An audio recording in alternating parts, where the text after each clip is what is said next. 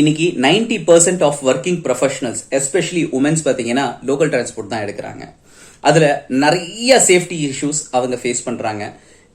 இருக்கோ இல்லையோ but 90% of women's கண்டிப்பாக சில விஷயங்களை அனுபவிச்சிருப்பாங்க. அவங்க வெளியே சொல்ல முடியலை, அடுத்த கட்டம் நான் சேஃபாக போய் சேர்ந்துட முடியாதா அப்படின்ற யோசிக்கக்கூடிய சினாரியோஸ் எல்லாம் இருக்கும்.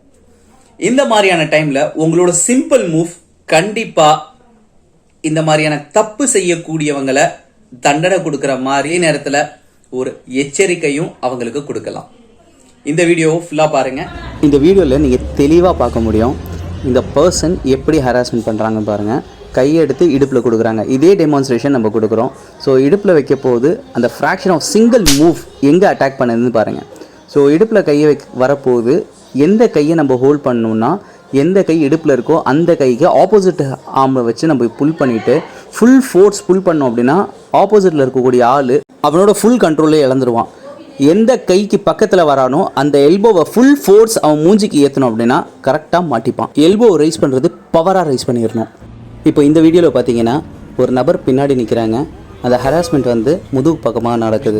அது பண்ண போது என்ன நடக்குதுன்னு பாருங்கள். ஃப்ராக்ஷன் ஆஃப் செகண்டில் கரெக்டாக எல்போவை அவரோட செஸ்ட் பக்கம் நீங்கள் ஃபுல் ப்ரெஷரோட அட்டாக் பண்ணிங்க அப்படின்னா ஆப்போனண்ட் வந்து பின்னாடி பக்கம் போயிடுவான். ரைஸ் பண்ணக்கூடிய விதம் ஃபுல் ஃபோர்ஸ் ஃப்ரண்ட்டில் ரைஸ் பண்ணி ஃபுல் ஃபோர்ஸ் பேக்கில் இறக்கணும். இந்த வீடியோ பிடிச்சிருந்துச்சுன்னா மறக்காம நம்மளோட சேனலை சப்ஸ்கிரைப் பண்ணிட்டு இந்த வீடியோக்கு ஒரு தம்ஸ் அப் கொடுத்துருங்க. அண்ட் மறக்காம உங்களோட ஃப்ரெண்ட்ஸ்க்கு ஷேர் பண்ணிருங்க. இதே மாதிரி அடுத்தடுத்த வீடியோவுக்காக நம்மளோட கமெண்ட் பாக்ஸ்ல போயிட்டு நெக்ஸ்ட் அப்படின்னு டைப் பண்ணிருங்க.